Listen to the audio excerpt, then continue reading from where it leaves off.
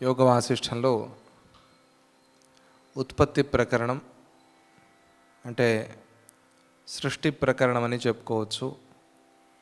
ఈ సృష్టి ప్రకరణంలో బ్రహ్మాండం యొక్క సత్యత్వం, ఇది ఎంతవరకు సత్యం అనే మాటని గురించి మాట్లాడుకుంటున్నాం. ఈ బ్రహ్మాండంలో, ఈ జగత్తులో, ఈ ప్రపంచంలో పరమాత్మని చూడగలిగితే ఇది పరమాత్మగానే, పరబ్రహ్మగానే కనిపిస్తుంది. ఆ సాధన చేస్తే గనక ఆ ఉన్న ఏకసత్యమైన ఆ పరబ్రహ్మ మనకి దర్శనమవుతుంది అనే విషయాన్ని చెప్తూ, దానికి కావలసిన సామగ్రిని, ఆధారభూతమైన సామగ్రిని ఉపదేశం చేస్తూ ఉన్నారు. అలా ఉపదేశం చేస్తున్న సందర్భంలో మనం సాధారణంగా అధిష్టానం, అధిష్ఠితం అనే మాటలు వింటూ ఉంటాం కదా. లలితా సహస్రనామంలో కూడా మిథ్యా జగదధిష్టాన అని అమ్మవారి పేరు. మిథ్యా జగత్తుకి అధిష్టానమైనది అని అంటే చూడవలసిన పరాశక్తిని చూడకుండా వేరే దాన్ని చూస్తున్నాము అని అభిప్రాయం. అంటే మనలో దోషం ఉంది, ఈ దోషం వల్ల కనిపించవలసింది కనిపించకుండా వేరేదేదో కనిపిస్తోంది. ఇది తప్పు కదా. ఏది ఉందో, ఏది చూడాలో దాన్ని చూడాలి. అలా కాకుండా వేరేదేదో చూస్తున్నామంటే ఇది దోషం. ఇది మానసికమైన దోషం, లేదా కంటికి సంబంధించిన దోషం, బుద్ధి దోషం, జీవదోషం, మనోదోషం. ఇలా ఈ దోషాలతో ఉన్నది ఉన్నట్టుగా కనిపించకుండా వేరే రకంగా కనిపిస్తోంది అని ఉపదేశం చేశారు. చేసి దాన్ని ఇంకా బలపరిచేందుకు కొన్ని విషయాల్ని మనకి చెప్తూ ఉన్నారు. ఆ విషయాల్ని మనం మాట్లాడుకుంటున్నాం ఈరోజు. ఆరోధకత్వాత్ ఖం హేతు యథా వృక్షసమున్నతే అకర్తాపి తథా కర్త చేతనాబ్ధిర్జగత్స్థితే. ఆకాశం వృక్ష వృద్ధికి అంటే ఒక చెట్టు పెరగటానికి కారణం కాకపోయినా కూడా, ఆకాశం కారణమా? ఆకాశం కారణం కాదు. అది కారణం కాకపోయినా కూడా ఆ ఆకాశమే చెట్టు యొక్క ఎదుగుదలకి కారణము అని మనం ఎలాగైతే అంటూ ఉన్నామో, ఎందువల్ల అంటున్నాము అంటే ఆ ఆకాశం దీన్ని అడ్డగించటం లేదు కాబట్టి, పెరగని అని వదిలేసింది కాబట్టి, అవకాశాన్ని ఇచ్చింది కాబట్టి ఆ ఆకాశాన్నే దీనికి కారణము అని చెప్తున్నాం. అది కారణం కాకపోయినా కూడా. ఎందువల్ల అంటే అది అడ్డగించటం లేదు కాబట్టి. పెరుగుదలను అడ్డగించకుండా ఉండటం వల్ల లోకంలోనూ శాస్త్రంలోనూ ఆకాశము వృక్షవృద్ధికి అంటే చెట్టు పెరగటానికి కారణము అని చెప్పబడుతోంది. ఇది చాలా విచిత్రం. ఆకాశం చెట్టు పెరగటానికి ఏ రకంగానూ కారణం కాదు మనం లౌకికంగా చూసినట్టయితే. కానీ ఆకాశము కారణము అని చెప్పినట్టుగా, అలాగే నిష్క్రియమైన బ్రహ్మ కూడా దేనికి కారణం కాకపోయినా మాయ వల్ల జరిగే సృష్టిని అడ్డుకోకుండా ఉండటం వల్ల బ్రహ్మను ఈ జగత్తుకు కారణం అంటున్నారు అని ఒక మంచి ఉదాహరణ చెప్పారు. ఆకాశం ఎలాగైతే చెట్టు పెరిగేందుకు కారణం కాదో, అలాగే బ్రహ్మ కూడా ఈ జగత్తుకు కారణం కాదు. కానీ కారణం అంటున్నారు. ఎందుకు?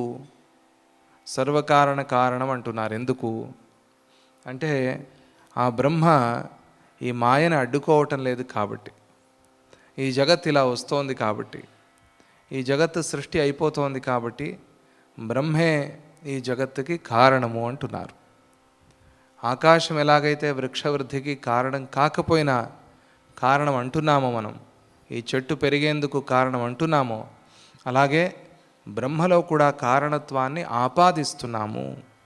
లేని కారణత్వాన్ని ఆయన మీద మోపుతున్నాం మనము. ఆ పరబ్రహ్మకి కారణత్వం లేదు. కారణమైతే ఇది సత్యం అవ్వాలి జగత్తు, కానీ మన ఆధ్యాత్మికం చెప్పేది అది కాదు. అలా ఒక అద్భుతమైన ఉదాహరణ చెప్పి, ఆకాశానికి ఎలాగైతే కారణత్వాన్ని చెప్తున్నామో చెట్టు పెరిగేందుకు, అలాగే బ్రహ్మకి చెప్తున్నాం. ఆకాశము చెట్టు పెరిగేందుకు ఎంతవరకు కారణమో బ్రహ్మ కూడా అంతే కారణం. అది కారణం కాదు అని మనం వాదించి గెలిస్తే, అలాగే బ్రహ్మ కూడా కారణం కాదు అంతే. మరి అయితే ఎలా వచ్చింది ఇది? ఆయన ఒకడే ఉన్నప్పుడు వస్తే గిస్తే ఆయన నుంచే రావాలి. మరి ఆయన నుంచి రాలేదు అంటే ఎలా వచ్చింది ఇది? అంటే రాలేదనే అర్థం. మరి వచ్చినట్టుగా కనిపిస్తోంది, దీనికి ఏమిటి కారణం అంటే అదే అక్కడే వెతకాల్సింది మనం. అప్పుడు అన్వేషణ అనేది ప్రారంభమవుతుంది. ఎలా వచ్చింది ఇది? ఎందుకు వచ్చింది ఇది? లేనిది ఉన్నట్టుగా ఎందుకు వచ్చింది? దీనికి కారణం ఏమిటి? అసలే లేనిది ఉన్నట్టుగా కనిపిస్తోంది, ఎందుకు ఇలా జరుగుతోంది అని ప్రశ్న వస్తుంది. ఈ ప్రశ్నకి సమాధానమే శాస్త్రం అనుకోండి. ఎలా వచ్చినట్టుగా కనిపిస్తోంది అంటే మాయ, అవిద్య, అజ్ఞానం వీటి వల్ల వచ్చినట్టుగా కనిపిస్తోంది. అయితే ఇవి పోతే ఇది పోతుందా? ఖచ్చితంగా పోతుంది. అది పోవటమే అంతే, ఇంక ఇది పోవాల్సిన పని కూడా లేదు. అది పోతే చాలు, అజ్ఞానం పోతే చాలు. ఆ అజ్ఞానం పోతే ఈ దుఃఖము, ఈ కష్టము తానై తాను పోతుంది. ఆ చెట్టు పెరిగేందుకు ఆకాశం ఎంతవరకు కారణమో అలాగే ఈ జగత్తుకి, ఈ ప్రపంచానికి బ్రహ్మ కూడా అంతవరకే కారణం. అలా కారణం. ఎందుకంటే ఆ అవకాశం ఇచ్చింది ఆకాశము అని అంటున్నాము, కానీ ఎటువంటి సంబంధము కనిపించటం లేదు మనకి. ఏదో అక్కడ బీజము, ఆ బీజం నుంచి మొలక, ఆ మొలక అలా వృక్షంలాగా వచ్చింది. ఆకాశం వల్ల వచ్చింది అని అయితే చెప్పలేము. ఆకాశం అవకాశాన్ని ఇచ్చింది కాబట్టి కారణమైంది. అలాగే బ్రహ్మ కూడా ఆయన అడ్డుకోవటం లేదు. ఇది ఇక్కడ ఈ బ్రహ్మస్థానం గురువుకు వస్తుంది, ఆయన అడ్డుకుంటాడు. ఈ మాయ, ఆయన నిష్క్రియుడు పరబ్రహ్మ. నిష్క్రియుడైన పరబ్రహ్మ ఆయన ఏమీ చేయడు, ఆయన అట్లా ఉన్నాడు అంతే. సాక్షిభూతంగా ఉన్నాడు, సర్వధి సాక్షిభూతం అంటారు కదా, అట్లా ఉన్నాడు అంతే ఆయన. సాక్షి అంటే మళ్ళీ చూస్తున్నాడు అనుకోవద్దు. సాక్షి అంటే చూసేవాడు మన లోకంలో, చూస్తున్నాడని కూడా కాదు, అట్లా ఉన్నాడంతే. ఆయన ఉన్నాడు, అట్లా జరిగిపోతుంది. అది అట్లా జరిగిపోతున్నప్పుడు ఆయన అడ్డుకోవటం లేదు కాబట్టి ఆయన కారణం అంటున్నా. అడ్డుకునేవాడు గురువు. నువ్వు చూడాల్సింది సరిగ్గా చూడటం లేదు, నువ్వు కనిపించాల్సింది నీకు కనిపిస్తున్నా కూడా నువ్వు సరిగ్గా చూడటం లేదు, వేరే ఏదో చూస్తున్నావు, సరిగ్గా చూడు, సరిగ్గా చూడు అని చెప్పేది సద్గురువు. అందువల్ల ఆ పరబ్రహ్మే అవతరించి వచ్చాడు అని మాట వాడతాం మనం. అవతరించి రావటం అంటే ఆ పరబ్రహ్మ యొక్క కృప ఎట్లా ఉంది మన మీద, ఆయన ఆ ప్రభావం ఎట్లా ఉంది అంటే మాయని అడ్డుకోవటం కోసం సద్గురువుగా అవతరించాడు. అందుకనే సద్గురువు స్థానం చాలా గొప్పది అని. ఆ మాయని అడ్డుకునేవాడు. అలా అనుకోవద్దు, నువ్వు భ్రమలో పడద్దు, సరిగ్గా చూడు అని మనకి తెలిపేవాడు సద్గురువు. ఆ విషయాన్ని కూడా మనం ఇక్కడ గుర్తు చేసుకుందాం. తరువాత సన్నిధానాద్యథా లౌహ ప్రతిబింబస్య హేతుతాం యాత్యాదర్శస్తథైవాయం చిన్మయోప్యర్థవేదనే. ఇక్కడ దూరంగా పడి ఉన్న లోహంతో తయారు చేసిన ఒక అద్దం, లోహంతో తయారైన అద్దం ఉందనుకోండి, అది దూరంగా పడి ఉంది. ఆ అద్దాన్ని తీసుకొచ్చారు. ఆ దూరంగా ఉన్నప్పుడు దాంట్లో ప్రతిబింబం కనిపించదు. దూరంగా ఉన్న ఆ అద్దంలో ప్రతిబింబం కనిపించదు, ఎందుకంటే దూరంగా ఉంది. దగ్గరగా తీసుకొచ్చారనుకోండి, అప్పుడు దానిలో ప్రతిబింబం కనిపిస్తుంది. మన ముఖం దాంట్లో కనిపిస్తుంది. ఇది అందరికీ తెలిసిన విషయం. లోహంతో తయారు చేసిన అద్దము అని చెప్పారు. ఎందుకంటే లోహంతో తయారు చేసిన అద్దం గాజు అద్దంలాగా ఉండదు, దానికి అంత గ్రహణ శక్తి అంత తీవ్రంగా ఉండదు గాజు అద్దానికి ఉన్నంతగా. అందుకనే ఆ పదాన్ని ప్రయోగించారు, లోహంతో తయారు చేసిన అద్దం. అంటే దర్పణం దర్శయామి అన్నప్పుడు గాజు చూపించం దేవుడికి, ఏం చూపిస్తాం? స్వామిజీ వారు నవరాత్రి అర్చన చేస్తున్నప్పుడు లోహంతో, వెండితో తయారు చేసిన అద్దాన్ని చూపిస్తారు. దానిలో ప్రతిబింబం అంత తీవ్రంగా రాదు, అది దూరంగా ఉంటే అసలే రాదు. దూరంగా పడి ఉంది, దాంట్లో ఆ ప్రతిబింబం కనిపించదు. అది దగ్గరగా తెచ్చినప్పుడు, ఆ అద్దాన్ని దగ్గరగా తెచ్చి పెడితే అందులో ప్రతిబింబం కనిపిస్తుంది, దాంట్లో ప్రతిబింబం పడుతుంది. మనం ఏ వస్తువు ముందు దాన్ని పెట్టామో దీని ప్రతిబింబం అందులో పడుతుంది. అప్పుడు ఆ అద్దం ప్రతిబింబానికి కారణము అని చెప్పబడుతోంది. ఆ అద్దం ప్రతిబింబానికి కారణమైంది అనేది సాధారణంగా మనం లోకల్లో మాట్లాడే మాట. ఇది అందరికీ అనుభవంలో ఉన్నది. అదేవిధంగా చిన్మయుడైన పరమాత్మ, చిత్ అంటే మనం మొదటి నుంచి దాన్నే చెప్పుకుంటున్నాం, యోగ వాసిష్టం అంతా ఆ విషయాన్ని చెప్తుంది. ప్రకాశము, చైతన్యము, జ్ఞానస్వరూపం, జ్ఞానమే తానైన సత్యం జ్ఞానమనంతం బ్రహ్మ అంటున్నాం కదా. ఆ సత్యస్వరూపమైన, జ్ఞానస్వరూపమైన ఆ పరబ్రహ్మ పరమాత్మ స్వభావత నిర్గుణుడు. స్వభావత అని చెప్పకూడదు. ఎందుకు చెప్తారు అంటే మనకు అర్థమయ్యేందుకోసం చెప్తారు అంతే. స్వభావత ఏమిటి? అస్వభావత వేరేదేదైనా ఉందా? లేదు. కానీ మనం తెలియటం కోసం, అంటే ఆయన స్థితి, ఆయన లక్షణం అది, ఆయన ధర్మం అది అనుకోండి. అట్లా స్వభావత ఆయన నిర్గుణుడు, ఎటువంటి గుణాలు ఆయనలో లేవు. నిష్క్రియుడు. నిష్క్రియ నిర్గుణ అనే పదాలు మనం అన్ని స్తోత్రాల్లోనూ వింటూ ఉంటాం. అవి అలా చదివేసి ముందుకు వెళ్ళిపోతాం, కానీ అవి చాలా ముఖ్యమైన పదాలు. ఆధ్యాత్మిక శాస్త్రంలో చాలా ప్రధానమైన పదాలు అవి, ఆ శబ్దాలు. వాటిని బాగా అర్థం చేసుకోవాలి. నిర్గుణుడు, నిష్క్రియుడు, వికారశూన్యుడు అయి కూడా ఆయన ఎటువంటి వికారాలు లేనివాడు. ఆయనలో వికారం అనేది ఏ కొద్దిగానూ లేదు. అటువంటి ఆ వికారశూన్యుడు అయినా కూడా మాయా సన్నిధి మాత్రం చేత, మాయ వల్ల జరిగేది ఇదంతా కూడా, ఆ మాయా సన్నిధి మాత్రం చేత విషయ జ్ఞానానికి కారణమవుతున్నాడు అని చెప్పబడుతున్నాడు. ఆయన్ని అలా పిలుస్తున్నాం. ఆయన విషయ జ్ఞానం ఆ మాయా సన్నిధి వల్ల వస్తుంది. విషయ జ్ఞానం అంటే ఏమిటి? ఇంద్రియ విషయాలు, చూడటము, వినటము, ఇవన్నీ కూడా, ఈ ప్రపంచం అంతా కూడా ఎలా వస్తోంది అంటే ఆ మాయా సన్నిధి వల్ల వస్తోంది. ఆత్మ చైతన్యము స్వతహా వికారశూన్యము, మాయ వల్ల అది దృశ్యాన్ని చూస్తున్నట్టుగా ఉంది. చూడటం లేదు, చూస్తున్నట్టుగా ఉంది. అది నిజంగా చూస్తూ ఉంటే ఎప్పటికీ పోదు, అది అలాగ చూస్తూనే ఉంటుంది. కానీ ఇది మనకు అనుభవంలో లేదు. మనం హాయిగా నిద్రపోయినప్పుడు ఏం చూసాము? ఈ ప్రపంచం అంతా కనిపించిందా గాఢ నిద్రలో? ఏమీ కనిపించలా. ఎక్కడికి వెళ్ళాము, ఎలా ఉన్నాము అంటే మన స్వస్థితికి దగ్గరగా ఉన్నాం. స్వస్థితిలో లేము, కానీ దానికి దగ్గరగా ఉన్నాం. అది చాలా బాగుంది, అది ఆనందంగా ఉంది, సంతోషంగా ఉంది. అలా ఈ ఆత్మ చూడకపోయినా కూడా చూస్తున్నట్టుగా ఇది చెప్పబడుతోంది. దీనికి కారణం మాయా సన్నిధి వల్ల ఇది ఇలా జరుగుతోంది. అందువల్ల ఆ మాయని పోగొట్టుకునే ప్రయత్నం చేయాలి అని చెప్తారు. బీజమంకుర పత్రాది యుక్త్యా యద్వద్ ఫలం భవేత్ చిన్మాత్రం చిత్తజీవాది యుక్త్యా తద్వన్మనో భవేత్. ఇప్పుడు ఒక సందేహం కలిగింది. మీరు చెప్పిన పద్ధతుల్లో సృష్టి క్రమం అనేది లేకుండా అంతా ఒకేసారి కనిపించాలి కదా. మీరు చెప్పినట్టుగా దూరంగా ఉన్న అద్దాన్ని తెచ్చి దగ్గరగా పెట్టారు. పెడితే ఏమైంది? ముందు ఈ కనుబొమ్మలు కనిపించి, తర్వాత కనురెప్పలు కనిపించి, తర్వాత కళ్ళు ప్రతిబింబించి, తర్వాత ముక్కు ప్రతిబింబించి, తర్వాత చెవి కనిపించి, తర్వాత పెదవులు కనిపించి, తర్వాత నిదానంగా ముఖం అంతా కనిపించిందా అండి? అద్దంలో ఇలా ఎప్పుడైనా అయిందా? అద్దం చూసుకున్నప్పుడు మీరు ఇలా ఎప్పుడైనా జరిగిందా అండి? జరగల. కానీ మీరు చెప్తున్నది అలా ఉంది కదా. ప్రతిబింబం లాంటిది ఇది ప్రపంచము మాయా సన్నిధి వల్ల అంటే ఇలాగే క్రమక్రమంగా ఒకదాని తర్వాత ఒకటిగా ఇట్లా కనిపించాలి కదా. అంతా ఒకేసారి కనిపిస్తోందే, అద్దంలో అంతా ఒకేసారి కనిపిస్తోందే. మరి ఈ ప్రపంచం అంతా ఒకేసారి పుట్టడం లేదే. మనం చూసే ప్రపంచం ఒక విత్తనాన్ని నాటాలి, నీరు పోయాలి, ఎరువు పెట్టాలి, తరువాత అది మొలకెత్తుతుంది, మొలక చిన్నగా మొక్క అవుతుంది, మొక్క మానవుతుంది. ఇది కదా మనం క్రమం చూస్తున్నాం. మరి ఈ క్రమం ఎక్కడికి ఎగిరిపోయింది అంటే ఆ చెప్పిన దృష్టాంతాన్ని దాన్నే తీసుకుని మళ్ళీ తిరుగు ప్రశ్న, అలా మనకు కనిపించటం లేదు కదా. ప్రపంచం అట్లా ఎవరికైనా అనుభవం ఉందా? అంతా ఒకేసారి కనిపిస్తోంది కదా. అంతా ఒకేసారి కనిపిస్తోంది, కొన్నిసార్లు క్రమంగా కనిపిస్తోంది, కానీ అద్దంలో మాత్రం అంతా ఒకేసారి కనిపిస్తోంది. ఎందుకు ఇలా జరుగుతోంది అనేది ప్రశ్న.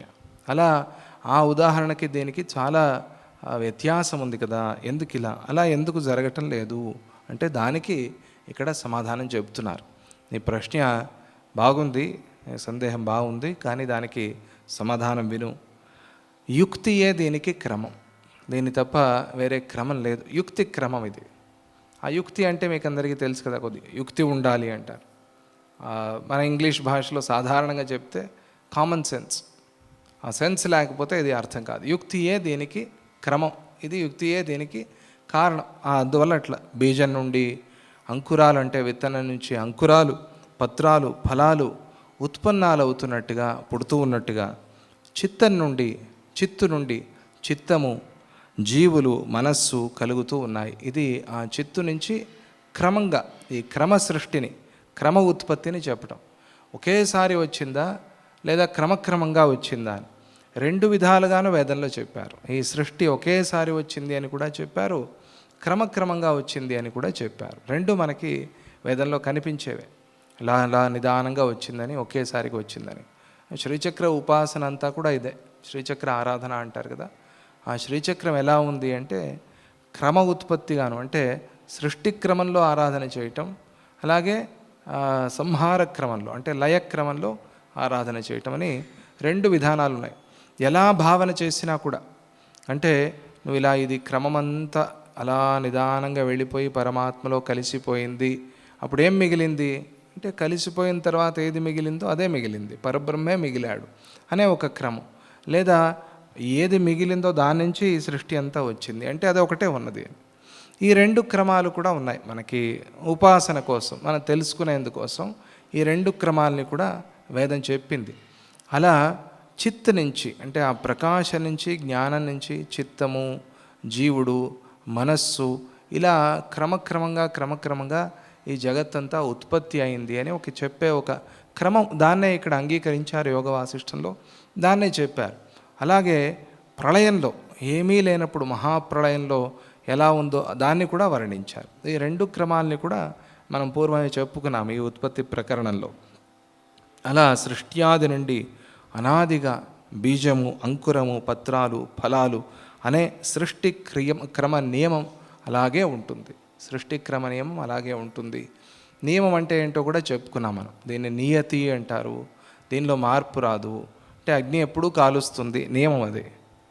ఇదేమిటి, ఏదైనా యుగంలో ఏదైనా కాలంలో అగ్నితో ఎవరైనా స్నానం చేసిన, నిప్పులతో స్నానం చేశారని చెప్తారు కదా, అలా ఎవరైనా అగ్నితో స్నానం చేసిన వాళ్ళు ఉన్నారా అంటే అలా ఉండదు. అది క్రమం కాదు, అది పద్ధతి కాదు, నియమం. అంటే అగ్ని దానికి దాహక శక్తి, అది కాలుస్తుంది అగ్ని అని. నీరంటే అట్లా అది పారుతుంది, అదే గుణం, అట్లాగే ఉంటుంది. ఈ నియమం మారదు. ఈ నియమాన్ని ఎవరు కల్పించుకున్నారు అంటే ఆదిజీవుడు, ఆయన హిరణ్యగర్భుడు, ఆయన కల్పించాడు. అది అలాగే ఉంటుంది, దాంట్లో ఏ మార్పు రాదు. మార్పు వస్తే దానికి చాలా భిన్నంగా అయిపోతుంది ప్రపంచం అంతా. దీన్ని చూడటం కూడా కష్టమైపోతుంది మనం. అందుకనే ఈ క్రమంలోనే ప్రపంచం కనిపిస్తుంది. ఇది యుక్తి. ఇది అలాగే ఆ యుక్తి ప్రకారంగా. కానీ ఈ అద్దం చెప్పిన ఉదాహరణ ఉందే, అద్దం తీసుకొచ్చి దగ్గర పెట్టారు, అద్దంలో అంతా ఒకేసారి కనిపించింది అని. ఇది మనం ముందే అనుకున్నాం. ఎంతవరకు మనకు అవసరమో దృష్టాంతంలో అంతవరకే తీసుకోవాలి. ఎంతవరకు మనకి ఉపయోగపడుతుందో అంతవరకే తీసుకోవాలి. పూర్తిగా అంతా తీసుకుని ఏదో వితండవాదాలు చేయకూడదు, దాని నుంచి ప్రయోజనం లేదు. అక్కడ మనకి చెప్పింది అంతవరకే.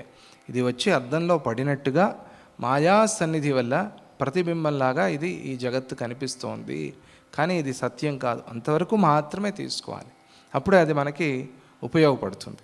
ఇక స్వతో బీజఫలా విప్రుట్ యథా బీజం పునర్భవేత్ తథా చిచ్చేత్య చిత్తాది త్యక్త్వా స్వస్థాన తిష్టతి. మీరు చెప్పిన ఈ సృష్టి క్రమం చాలా బాగుంది, మాకు చాలా నచ్చింది. అది సృష్ట్యాది నుండి కూడా వస్తున్న నియమం అన్నారు, అది కూడా చాలా బాగుంది, మంచిగా చెప్పారు.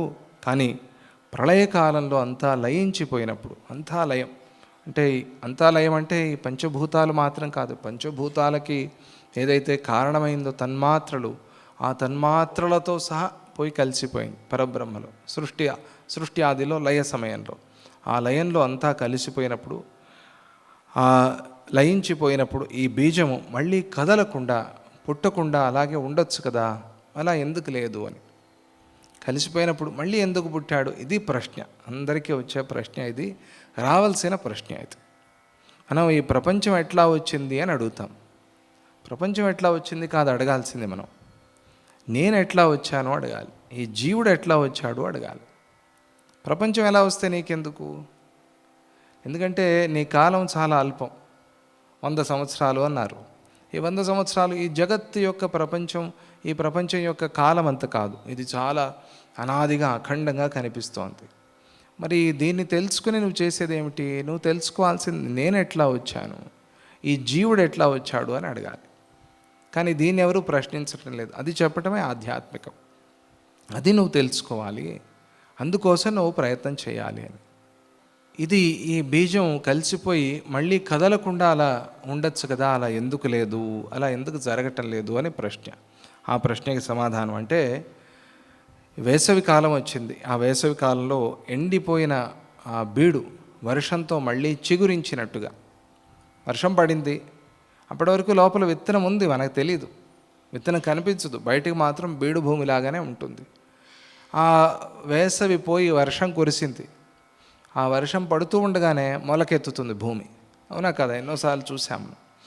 ఆ బీడు భూమి ఆ వర్షంతో మళ్ళీ మొలకెత్తినట్టుగా అలాగే చైతన్యము కూడా వర్షం నీరు విత్తును మొలకెత్తించి మొక్కగా మారి మానై అక్కడ పుష్ప ఫలాది రూపాలను అనుభవించి మళ్ళీ బీజమే అయి ఆ పుష్ప ఫలాది రూపాలని అనుభవించి ఏమవుతుంది, ఆ ఫలం నుంచి మళ్ళీ బీజమే వస్తుంది. ఇది ఒక సైకిల్ లాగా ఇట్లా తిరుగుతూనే ఉంది. ఈ చెట్టే ఫలమైంది, ఆ ఫలం నుంచి వచ్చిన బీజమే భూమిలో పడింది, మళ్ళీ మొలకెత్తింది, మళ్ళీ మానయింది, ఈ మాను కూలిపోయింది, పడిపోయింది, పడిపోకపోయినా కూడా వేరే మాను వచ్చింది. కానీ దీనికి అంతటికీ మూలం ఏది, ఆ ఆది బీజం. ఆ ఆది బీజం నుంచే కదా ఇదంతా తిరుగుతోంది. ఒక్క ఔదుంబరం ఉందనుకోండి, ఒక ఊర్లో ఒక ఔదుంబరం, మన దత్తభక్తులకు బాగా తెలుసు. ఈ ఒక్క ఔదుంబరాన్ని తీసుకెళ్ళి వేస్తే ఒక సంవత్సరంలోగా వందలు వేల ఔదుంబరాలు వచ్చేస్తాయి. ఊరు నిండా ఔదుంబరాలే. దత్తుడు అట్లా వ్యాపిస్తాడు. ఎంతోమందికి అనుభవం ఇది. ఎలా వచ్చింది అంటే వీళ్ళు తీసుకువెళ్ళి వేసిన ఒక బీజం అది మొత్తం ఊరంతా ఔదుంబరాలు చేసేసింది. ఎలా వచ్చింది ఇది అంటే ఆ విత్తనం నుంచే కదా వచ్చింది. ఏదో పక్షి తినిందో, గాలికి ఇది ఎగిరిపోయి అక్కడ పడిందో ఆ విత్తనము, మొత్తానికి ఏదైనా ఆ విత్తనం పోయి అక్కడ పడటంతో మళ్ళీ ఔదుంబరం వచ్చింది. అలాగే ఈ ఫలము బీజ రూపంలో పడి మళ్ళీ అది కొద్ది కాలమైన అలా ఊరికే ఉండకుండా మళ్ళీ వెంటనే నీరు పడగానే మళ్ళీ ఎలాగైతే మొలకెత్తుతుందో అలాగే జీవవాసనతో కూడిన చిచ్చైతన్యం. ఇది శుద్ధమైంది కాదు, జీవవాసనతో కూడిన చిచ్చైతన్యం. అంటే ఒక వాసనతో వచ్చాం మనం. ఈ వాసన కారణంతో మనం జన్మించాం. ఈ వాసన మనకి జన్మకి కారణమైంది. అందువల్ల మంచి వాసనల్ని మోసుకువెళ్ళే ప్రయత్నం చేయాలి అంటారు. ఈ భక్తి మార్గంలో, యోగ మార్గంలో మంచి వాసనలు మోసే ప్రయత్నం చేస్తే దుర్వాసనలు, చెడు వాసనలు పోతే దుర్వాసన ప్రతీకారము అనే ఒక గ్రంథం ఉంది, బుక్ స్టాల్లో దొరుకుతుంది, చూడండి. అంటే దుర్వాసనలకి ప్రతీకారం ఎట్లా అని. అవి మన మీద పగ తీర్చుకుంటున్నట్టుగా ఉన్నాయి, మనం వాటిని దూరం చేసుకోవాలి. దుర్వాసనల్ని మనం దూరం చేసుకోవాలంటే ఏం చేయాలి? దీన్ని మనం గురువు ద్వారా తెలుసుకుని ఆ ఉపదేశాన్ని పొంది ఆ సాధన చేసినప్పుడు దుర్వాసనలు, చెడు వాసనలు దూరం అయిపోతాయి. చెడు వాసనలు దూరం అయిపోతే సద్వాసనలు పెరుగుతాయి, మంచి వాసనలు పెరుగుతాయి మనతో. ఆ మంచి వాసనలు పెరిగి పెరిగి శుద్ధ సత్వస్థితి మనకి వస్తుంది. సత్వగుణం, పూర్ణమైన సత్వగుణం. ఆ పూర్ణ సత్వగుణం నుంచి ఈ వాసనలు పూర్తిగా లయించిపోయే, క్షీణించిపోయే ఒక స్థితి మనకి వస్తుంది. అందువల్ల జీవవాసనతో కూడిన చిచ్చైతన్యం, ఆ జీవవాసన అనేది జన్మకి కారణమైంది. ఆ జీవవాసనతో కూడిన చిచ్చైతన్యం మళ్ళీ చిత్రంగాను దృశ్య ప్రపంచంగాను పుడుతుంది. మళ్ళీ ఇది ఆ జన్మ తీసుకుని దానివల్ల ఈ దృశ్య ప్రపంచం అంతా కూడా తయారవుతుంది. ఇది క్రమం. ఇది ఆ క్రమ పద్ధతిలో మళ్ళీ మళ్ళీ ఇలాగే ఈ జనన మరణ చక్రం అనేది తిరుగుతూ ఉంటుంది. మనం వింటాం కదా, పునరపి జననం పునరపి మరణం పునరపి జనని జఠరే శయనం.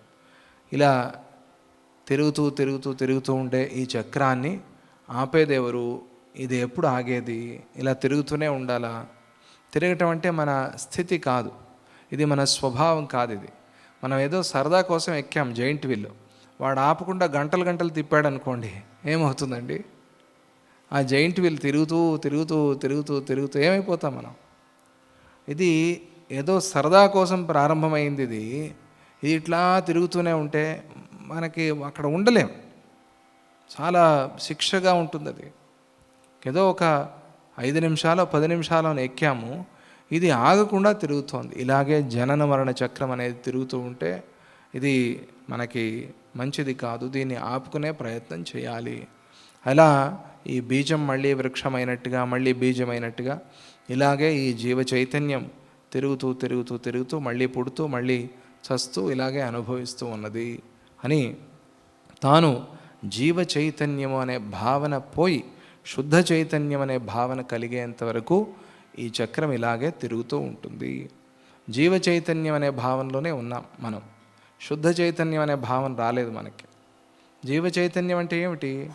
నేను, నేను నాది, ఇదే జీవ చైతన్యం. అహం మమ, ఈ అహం మమ పోగొట్టుకునే ప్రయత్నం చేయాలి మనం. ఇది పోతే కానీ ఈ చక్రం అనేది ఆగదు అని చెప్పటం అక్కడ అభిప్రాయం. యద్యప్యబోధే బోధేవ బీజాంతస్తరు బీజయో ఇయాన్ భేదోస్తి న జగత్ బ్రహ్మణోరపి చిత్తయో తథాపి వ్యజ్యతే బోధే సత్యాత్మకమఖండితం రూపశ్రీరివ దీపేన చిన్మాత్రా లోకరూపీ యత్ యద్యన్నిఖన్యతే భూమేర్యథా తత్తన్న భో భవేత్ యా విచార్యతే విద్యా తథా సా పరం భవేత్.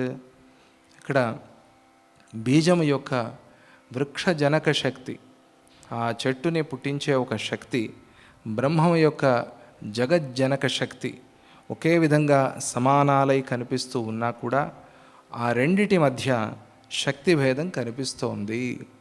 ఇవి రెండు ఒకే రకంగా కనిపించినా కూడా, అంటే ఆ బీజం మళ్ళీ నీరు పడగానే మొలకెత్తింది అని చెప్పగానే ఓహో ఇది ఇంతే, ఇలాగే ఉంటుంది అని, అలాగే ఉంటుంది అనుకోవటం మాత్రమే కాకుండా చెట్టుని చూసి ఓ ఈ చెట్టు ఎక్కడి నుంచి వచ్చింది అంటే విత్తనం నుంచి వచ్చింది తెలిసింది జ్ఞానం.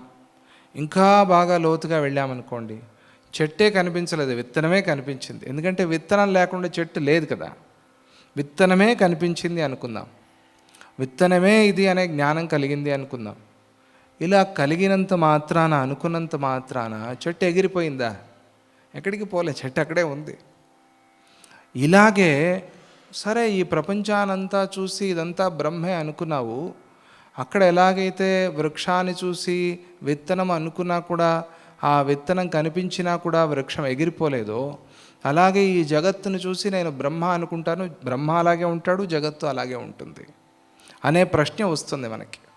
అలా అనుకోకూడదు. ఇవి రెండు ఒకే రకంగా ఉన్నా కూడా ఇవి రెండిటికి చాలా తేడా ఉంది, చాలా భేదం ఉంది. అందువల్ల ఆధ్యాత్మికాన్ని లౌకికాన్ని కలగాబులగం చేసి కొంతమంది చెప్తూ ఉంటారు, కొన్ని ఉదాహరణల వరకు మాత్రమే. తరువాత దాని దారి అదే, దేని దారి ఇదే, రెండు దారులు ఇవి. దాన్ని మనకి దీనికి అర్థమయ్యేలాగా జోడించి చెప్పుకోవాలి. ఎందుకంటే మనకు తెలిసింది అదే భాష కాబట్టి మన భాషలో మనం చెప్పుకోవాలి, అంతవరకే, అర్థమయ్యేందుకోసం. భాషే సర్వస్వం కాదు, భావం అక్కడ ప్రధానం. భాష ఏదైనా సరే భావం లేకపోతే ఎట్లా?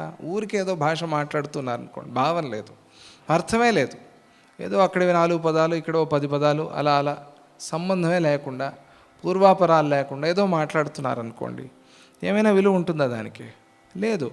భాష అనేది అర్థం చేయించేంత వరకు అంతే మాత్రం. ఆ భాషనే పట్టుకోం మనం. ఆలోచన చేసేప్పుడు భాషలో ఆలోచన చేస్తాం, మాతృభాషలో ఇంకో భాషలో ఆలోచన చేస్తాం, అది వేరే విషయం. కానీ ఇక్కడ ఆధ్యాత్మికంలో కొన్ని ఉదాహరణలు దృష్టాంతాలు చెప్పినప్పుడు అవే అలాగే అని అనుకోకూడదు. ఆ ఉదాహరణ అర్థమయ్యేంత వరకు అంతే, అర్థం చేసుకుని దాన్ని విడిచిపెట్టేయాలి. అలాగే ఇక్కడ కూడా ఈ బీజశక్తి, ఈ బ్రహ్మశక్తి ఒకే రకంగా కనిపిస్తూ ఉన్నా కూడా వాటికి శక్తి భేదం అనేది కనిపిస్తోంది. దాన్ని గుర్తు చేసుకోవాలి. ఎలా అంటే బీజమే వృక్షము అనే జ్ఞానం కలిగినా కూడా బీజం కంటే వేరైన వృక్షం యొక్క అస్తిత్వ బోధ తొలగిపోదు, అలాగే ఉంటుంది. అంటే ఇది లౌకికం వరకు అంతే. దీన్ని ఆధ్యాత్మికంగా ఆలోచన చేస్తే అక్కడ కూడా ఎగిరిపోతుంది. ఎందుకంటే ఒక విత్తనం తీసుకురా, దాన్ని పొడి చెయ్యి, పొడి చేస్తే దాంట్లో ఏం కనిపించింది? ఏం కనిపించలేదు. అదే విత్తనాన్ని తీసుకువెళ్ళి భూమిలో నాటితే మహావృక్షం అయింది. ఇది ఒక క్రమంలో చెప్తాం కదా మనం, అర్థమయ్యేందుకోసం, ఆ శాస్త్రం తెలిసేందుకోసం. అదే అనుభవానికి వస్తే అది మంచిదే. కానీ లౌకికంగా చూసినప్పుడు మనం మాట్లాడుకుంటాం, ఈ చెట్టు ఎలా ఉండేది తెలుసా? ఎలా ఉండేది? ఒక చిన్న మొక్కగా ఉండేది. ఆ మొక్క ఎలా ఉండేది తెలుసా? ఒక చిన్న మొలకగా ఉండేది, నేను చూశాను. అంతకుముందు ఎలా ఉండేది తెలుసా? నేనే నాటాను, ఒక విత్తనంగా ఉండేది అని చెప్పాడు. చెప్పిన వాడికి ఏమైనా వృక్షం ఎగిరిపోయిందా అండి? చెట్టు ఎగిరిపోయిందా? లేదు కదా, చెట్టు అలాగే ఉంది. ఇది లౌకికమైన ఒక అనుభవం, దాన్నే మనకి అర్థమయ్యేలాగా చెప్తున్నాను. బీజం విడిగా కనిపించకపోయినా కూడా బీజమే వృక్షము అనే అనుభవం మనకి రాదు. కానీ బ్రహ్మమే విశ్వము అనే జ్ఞానం ఉదయిస్తే బ్రహ్మము కంటే వేరైన విశ్వం ఉన్నదనే బోధ ఉండదు. బ్రహ్మే విశ్వము అనే భావన కలిగిందనుకోండి, ఈ బ్రహ్మభావన, ఈ బ్రహ్మబోధ, ఈ జ్ఞానం అనేది ఎంత శక్తివంతమైనది అంటే ఆ జగత్ అనేదే వెళ్ళిపోయి ఆ జగత్తులో పరబ్రహ్మే కనిపిస్తాడు. దీనికి ఉన్న శక్తి అటువంటిది. దీన్ని మనం అర్థం చేసుకోవాలి. అందువల్ల అక్కడ ఎలాగైతే వృక్షం కనిపిస్తూ మళ్ళీ బీజము కనిపిస్తోందో అలాగే జగత్తు కనిపిస్తుంది, బ్రహ్మాను కనిపిస్తారు విడివిడిగా. అంటే వచ్చింది ఏమీ లేదు, మనకు తెలిసిందే, మనం చూస్తున్నదే. కానీ అలా కాదు. ఇది బ్రహ్మ భావన అనేది పరిపూర్ణంగా కలిగినప్పుడు పూర్తిగా బ్రహ్మే నిండిపోయి ఉంటాడు. అటువంటి శక్తి దీనికి ఉంది. సద్గురు భావన చేస్తూ ఉంటే సద్గురువే అంతటా కనిపిస్తాడు కదా, విశ్వరూపంగా కనిపిస్తాడు. విశ్వరూప విరూపోసౌ తస్మై శ్రీ గురవే నమః. విశ్వరూపుడు ఆయనే, విరూపుడు ఆయనే. ఇదేమిటి, రెండు భిన్న భిన్నంగా ఉన్నాయి. విశ్వరూపుడైనా అవ్వాలి లేదా విరూపుడైనా అవ్వాలి. విశ్వరూపుడు విరూపుడు రెండు ఆయన ఎలా అవుతాడు? రూపమే లేనివాడు. అంటే విశ్వాన్నే ఆయన రూపంగా చూస్తున్నాడు అనే అభిప్రాయం అంత. విశ్వాన్ని ఆయన రూపంగా చూసినా ఆయన విశ్వరూపుడైనా విరూపుడైనా ఒకటే కదా. ఆయనే అంతా కనిపిస్తూ ఉన్నప్పుడు ఆయన విశ్వరూపుడైనా విరూపుడైనా ఒకటే. అలాగే ఈ బ్రహ్మజ్ఞానం అనేది ఈ జగత్తులో పరిపూర్ణంగా బ్రహ్మనే నింపుతుంది. దీపం వల్ల రూపము స్పష్టంగా కనిపించినట్టుగా బ్రహ్మతత్వ జ్ఞానంతో ప్రపంచం కూడా పరబ్రహ్మలాగానే కనిపిస్తుంది. ఉన్నది ఆ బ్రహ్మ వస్తువే తప్ప మరి ఒకటి కాదు అనే అనుభవం కలుగుతుంది. దీపం వల్ల స్పష్టంగా మనకి ఆ పదార్థాలు కనిపించినట్టుగా అలాగే బ్రహ్మజ్ఞానం వల్ల ఆ జ్ఞానమే బ్రహ్మ అంతే. కాబట్టి ఆ బ్రహ్మస్వరూపంగా కనిపిస్తాడు. తెలుసుకోవటం అనేది ప్రధానం ఆధ్యాత్మికంలో. తెలుసుకుంటే నువ్వే అది అయిపోతావు అని.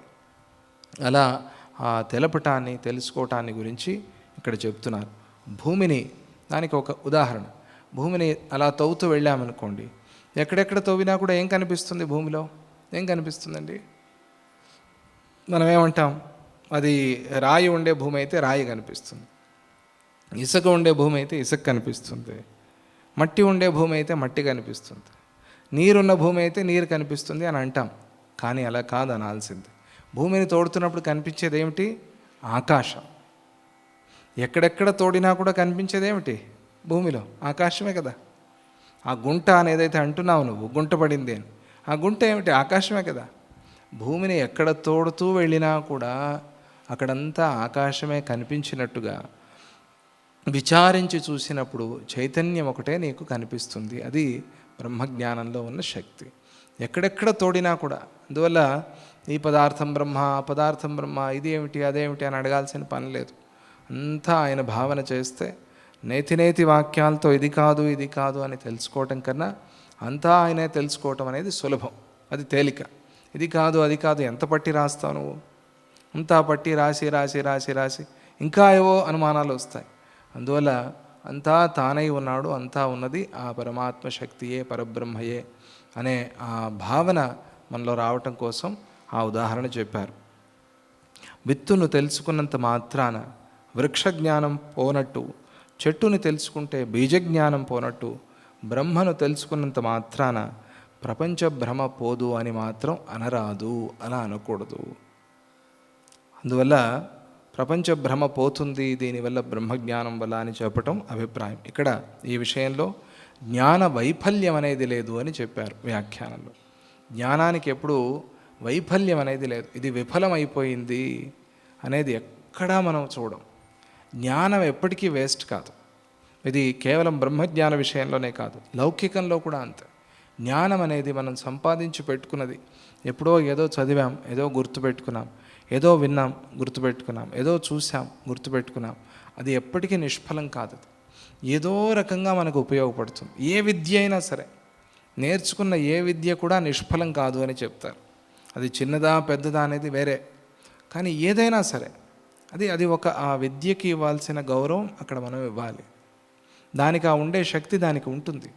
అంటే అది అఖండమైన జ్ఞానం, దాని నుంచి వచ్చినవే చిన్న చిన్న జ్ఞానాలు అని కూడా భాష్యంలో చెప్తారు. ఇలా చిన్న చిన్న జ్ఞానాలు ఎన్ని నువ్వు పోగేస్తావు, అసలైనది అది ఆ బ్రహ్మజ్ఞానం, దాన్ని సంపాదించు అని. ఆ జ్ఞానం ఎప్పటికీ కూడా వైఫల్యం అనేది లేదు దానికి, అది నిష్ఫలమయ్యేది కాదు. జ్ఞానానికి ఉన్న శక్తి చాలా గొప్పది. నిన్న మనం ప్రారంభంలోనే దీని గురించి మాట్లాడుకున్నాం. బోద్ధవ్యం కాలరూపేణ అని. బోద్ధవ్యం అని తెలుసుకోవాల్సింది. తెలియటం అంటేనే జ్ఞానం. ఆ తెలియటం అనేది, తెలుసుకోవటం అనేది చాలా ప్రధానం. దాన్నే అక్కడ చెప్పారు. ఆ జ్ఞానానికి ఉన్న శక్తి అటువంటిది అని చెప్పారు. స్ఫటికాంత సన్నివేశ స్థాణుత వేదనాద్యథ శుద్ధేనానాపి నానేవ తథా బ్రహ్మోదరే జగత్. ఇక చెప్తున్నారు, మూఢులు స్ఫటిక శిలయందు ప్రతిబింబించే అరణ్య ప్రతిబింబాన్ని చూసి ఇది వాస్తవమైన అరణ్యమే అని భ్రమించినట్టుగా. అంటే స్ఫటిక శిల అంటే అద్దం అనుకోండి. విశ్వం దర్పణ దృశ్యమాన నగరి అని ప్రారంభించారు కదా, దాన్నే ఇక్కడ చెప్తున్నారు అనుకోండి, లేదా దీన్నే వారు చెప్పారనుకోండి. ఆ అద్దంలో కనిపించే అరణ్యాన్ని చూసి మూఢులు, అంటే కొన్ని వీడియోస్ ఈ మధ్య వచ్చాయి, మీరు చూసే ఉంటారు. ఏమిటది అంటే, వీడియోస్ వరకు ఎందుకు, మనం రోడ్లలో వెళ్తున్నప్పుడు చాలాసార్లు ఒక కోతిపిల్ల ఉందనుకోండి, ఆ కోతిపిల్ల అద్దాన్ని చూసింది. అద్దం చూసి ఆ అద్దాన్ని ఇట్లా గీకుతూ ఉంటుంది. ఆ అద్దం మీదకి పోయి దూరం నుంచి పరిగెత్తుకుంటూ వచ్చి పడుతూ ఉంటుంది. చూసారు ఎప్పుడైనా? ఎందుకంటే దానికి ఒక భ్రమ, లోపల ఇంకో కోతి ఉందని. లోపలని కాదు, ఇంకో కోతి ఉంది అక్కడ కనిపిస్తుంది, లోపల బయట అని తెలియదు దానికి. ఇంకొక కోతి ఉంది, నన్ను ఎకిరిస్తోంది, నేను ఆ అంటే అది ఆ అంటోంది, నేను గీకటానికి వెళ్తే అది గీకుతోంది అనే ఆ భ్రమలో అది ఎంతసేపటికి అక్కడి నుంచి పోదు, తరిమినా పోదు అది. కొన్ని కోతులైతే అక్కడే ప్రాణాలు విడిచేస్తాయని కూడా చెప్తారు. అంటే అంత మోహం. కొన్ని కోతులైతే తెలుసుకుని లోపల ఏం లేదులే, ఉన్నా ఎంతసేపటికి రావటం లేదు, ఇది ప్రయోజనం లేదు, ఇక్కడ పనిచేసి ప్రయోజనం లేదని వెళ్ళిపోతాయి. కొన్ని కోతులైతే ఇంకా అక్కడే, పక్షులు వచ్చి కిటికీని కొడుతూ ఉంటే చూసారా మీరు? ఎందుకు కొడుతుంది అది? మనల్ని పిలవటానికేం చాలామంది అనుకుంటారు, కాదు, దానికి అక్కడ ప్రతిబింబం కనిపించింది. దాని బొమ్మ అది చూసుకుని ఏదో వేరే పక్షి ఉందని ఆ పక్షిని పలకరిస్తుంది. పలకరించి రా రా రా నువ్వు నాతో బయటికి రా అంటూ. కానీ అది రాదు. ఎంతసేపటికి ప్రతిరోజు వచ్చి పరీక్షిస్తుంది అది. అది ఒక రకంగా మనకి మంచిదేలేండి, మనం పిలిచినట్టుగా. ప్రొద్దున్నే లేవని వాళ్ళు దాని నుంచి అయినా లేస్తారు, లేకపోతే అలాగే పడుకుని అది వచ్చి కొడుతోంది, ఓహో పక్షి వచ్చి పిలుస్తోంది అలారం లాగా, దాని నుంచి అయినా లేస్తారు. కానీ జరిగేది అది. ఇది చాలా విచిత్రమైంది ఇది. అలాగే దాన్ని చూసి సత్యమని చాలామంది పిల్లలు కూడా అనుకుంటారు, పెద్దలు అనుకుంటారు, ఓహో ఇది నిజమే అని. ఎందుకు ఎన్ని సందర్భాల్లో మనం నాటకాలు చూస్తూనో, సీరియల్ చూస్తూ, సినిమాలు చూస్తూ ఏడవలేదు? సత్యం అనుకున్నాం కనుకే కదా. వాళ్ళు హాయిగా నాటకం చేస్తారు, డబ్బులు తీసుకుని వెళ్ళిపోతారు, ఏడ్చేది మనం. కానీ అట్లా ఏడుపు వస్తుంది, ఆ దృశ్యం అట్లా ఉంది కాబట్టి, వాళ్ళు చేసే విధానం అట్లా ఉంది కాబట్టి వాళ్ళకి ఆ శక్తి ఉంది, అంత బాగా నటన చేస్తున్నారు. తర్వాత అది రామాయణాది నాటకాలు జరుగుతున్నాయనుకోండి, చూసి మనం తన్మయం అయిపోతాం. అక్కడ మనం రామాయణంలో ఉన్నట్టుగా నిజంగా రాముడు అన్ని కష్టాలు అనుభవిస్తూ ఉంటే మనం చూస్తున్నట్టుగా అనుకుంటాం. కాబట్టి ఇది వేరే విషయం, ఇదే వేరే విచారం అది. కానీ మొత్తానికి అది మౌఢ్యమే. అది నిజము అనుకుని ఏడవటం అనేది మౌఢ్యం. అది దానిలో ఆధ్యాత్మికంగా చూస్తే ఏ అనుమానం లేదు. అది కరుణరసము ఇవన్నీ తర్వాత, అది కావ్య విషయాలన్నీ తర్వాత. ఆధ్యాత్మికంగా మాట్లాడితే ఇది మౌఢ్యం. ఇది అంటే ఆ మూఢత్వం అనేది అట్లా ఉంది. ఆ మూఢులు ఏమనుకుంటారు, స్ఫటిక శిలలో ఆ ప్రతిబింబించే అరణ్యాన్ని చూసి ఇది వాస్తవమైన అరణ్యము అని అనిపిస్తుంది. ఇది జరుగుతోంది. ఇది ఏం జరుగుతోంది అంటే, ఆ ప్రతిబింబించిన అరణ్యాన్ని చూసి సత్యమైన అరణ్యము అని అనుకున్నట్టుగా అవిద్యామోహితులైన వ్యక్తులు కూటస్థమైన బ్రహ్మలో, ఆయనకి ఎటువంటి వికారాలు లేవు, అటువంటి ఆ బ్రహ్మలో జగత్తును చూస్తున్నారు. నానాత్వం బ్రహ్మలో లేనప్పటికీ కూడా అజ్ఞానంతో నానాత్వాన్ని ఆరోపిస్తున్నారు. ఆ బ్రహ్మలో నానాత్వాన్ని ఆరోపిస్తున్నారు. ఏకమేవా ద్వితీయమని వేదం చెప్తున్నా కూడా ఆ బ్రహ్మలోనే నానాత్వాన్ని ఆరోపిస్తున్నారు. ఇది జరుగుతోంది. అలా ఆరోపించి నానాగా కనిపిస్తున్నాడు ఈయన, ఇది ఆయనే, అది ఆయనే, ఇది ఆయనే అని అంటే పర్వాలేదు, అలా అనటం లేదు. ఇన్ని కనిపించేప్పటికీ ఆయన మర్చిపోతాం. ఇది వచ్చింది ఇబ్బంది. ఇప్పుడు భక్తి మార్గంలో అన్నీ చూసాం, అన్నీ భగవంతుడే అన్నాం, అది అంతవరకు చాలా బెటర్, అంతవరకు చాలా నయం. కానీ అలా జరగదు. ఏమవుతుంది అంటే, నానాత్వం కనిపించేప్పటికీ నానాత్వం వచ్చి ఆ ఏకత్వాన్ని మర్చిపోతాం, బ్రహ్మనే మర్చిపోతాం. అందువల్ల నానాత్వాన్ని విస్మరించి, నానాత్వాన్ని పక్కన పెట్టి ఏకత్వాన్ని గుర్తు చేసుకుంటూ ఉండాలి మనం అని చెప్పటం అక్కడ అభిప్రాయం. బ్రహ్మ సర్వం జగద్వస్తు పిండమేకమఖండితం ఫలపత్రలతా గుల్మ పీఠబీజమివస్థితం. స్ఫటిక ఖండంలో వాస్తవానికి అరణ్యము కాకపోయినా వృక్షలతలుగాను దానికి ఆధారంగా ఉన్న మృత్తికగాను ప్రకాశించినట్టుగా అందులో ఈ భూమిలో వచ్చే వృక్షాలు, ఆ వృక్షానికి అల్లుకున్న లతలు ఇవన్నీ కూడా ఆ స్ఫటిక శిలలో కనిపించినట్టుగా, ఆ అద్దంలో కనిపించినట్టుగా బ్రహ్మము కూడా దృశ్యంలో ప్రపంచంలాగా కనిపిస్తోంది. అది కాకపోయినా అలా కనిపిస్తోంది. ఆ బ్రహ్మమే జగత్తుగా కనిపిస్తోంది. తనలో అంటే బ్రహ్మలో తనలో తానే కనిపించే ఈ జగత్తంతా అఖండమైన బ్రహ్మమే కానీ మరి ఒకటి కాదు. ఆ అఖండమైన బ్రహ్మరూపాన్నే చూడాలి. కానీ దాన్ని చూడక మనం వేరే రూపాన్ని చూస్తున్నాం కాబట్టి, మోహం వల్ల చూస్తున్నాం కాబట్టి ఇంకా ఆ మోహంలోనే అలా కూరుకుపోతున్నాము అని చెప్పారు, ఉపదేశం చేశారు వశిష్ఠుల వారు. అప్పుడు శ్రీరాముడికి ఈ వర్ణన విని చాలా ఆనందమైంది, చాలా సంతోషం కలిగింది. ఆహా, నేను అడిగాను, ఒక ప్రశ్న వేశారు కదా శ్రీరాముడు, ఏమిటది? దైవం అంటే ఏమిటి, కర్మ అంటే ఏమిటి, కారణము అంటే ఏమిటి అని అడిగాడు శ్రీరాముడు. అడిగితే అప్పుడు ఆ మూడిటికి అర్థం చెప్పి, దైవం అంటే ఏమిటో చెప్పి, కర్మ కారణాలంటే ఏమిటో చెప్పి, ఇవి మాత్రమే కాక సందర్భం వచ్చింది కాబట్టి చిత్తం అంటే ఏమిటి, అహంకారం అంటే ఏమిటి, మనస్సు అంటే ఏమిటి, ఇంద్రియాలంటే ఏమిటి, ఈ వరసంతా చెప్పి తర్వాత ఈ జగత్ అంటే ఏమిటి, మీ జగత్ ఎందుకు ఇట్లా కనిపిస్తోంది అనే విషయాన్ని కూడా చెప్పారు. అంటే ఒకటి అడిగితే సద్గురువులు మన మీద ఉన్న అనుగ్రహంతో 10 చెప్తారు. వినే ఓపిక మనకు ఉండాలంతే. ఏమిటి ఒకటి అడిగితే 10 చెప్తున్నారే అనేవాళ్ళే ఎక్కువ ఈ కాలంలో. నేను అడిగింది అదొకటి మాత్రమే కదా, ఇంత చెప్తున్నారే. కానీ గురువుల కృప అట్లా ఉంటుంది. ఒకటి అడిగితే 10 ఇస్తారని. ఆ ఒకటి అడిగే యోగ్యత అయినా మనం సంపాదించాలి.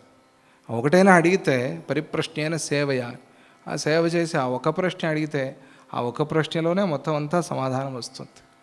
ఆ యోగ్యత శ్రీరాముడికి ఉంది కాబట్టి మంచి శిష్యుడు, సత్శిష్యుడు ఎట్లా ఉండాలో శ్రీరాముడు చూపించి అడిగాడు కాబట్టి ఆయనకి ఇంత ఉపదేశం చేశారు వశిష్ఠుల వారు. అప్పుడు శ్రీరాముడు చెప్తున్నాడు, అహో చిత్రం జగదిదం అసత్ సదివ భాసతే, అహో బృహదహో స్వస్థమహో స్ఫుటమహో తను. అహో అహో అహో అని. అహో అంటే ఆశ్చర్యం. ఏం చెప్పేది దీనికి? మీరు వర్ణించిన ఇది ఉందే ఈ జగత్తు చాలా చిత్రంగా ఉంది, చిత్ర విచిత్రాలుగా ఉంది. ఏమని చెప్పాలి దీని? చిత్రం బళారే విచిత్రం అంటారే, ఈ జగత్తే చిత్రము బళారే విచిత్రం. ఏం చెప్పేది దీని వర్ణన? ఇట్లా ఉంది ఇది జగత్తిది. అసత్ సదివ భాసతే, అసలు మీరు చెప్పిన దాన్ని వినగా నాకు తెలిసింది ఈ జగత్ అనేది లేదు అని. ఎందుకంటే ఉన్నది పరబ్రహ్మే అయితే ఈ జగత్ అనేది లేదు అనే కదా అర్థం. ఈ లేని జగత్తు ఉన్నట్టుగా కనిపిస్తోందండి. ఇదేమిటి ఆశ్చర్యం? ఇంతకన్నా ఆశ్చర్యం ఎక్కడైనా ఉంటుందా?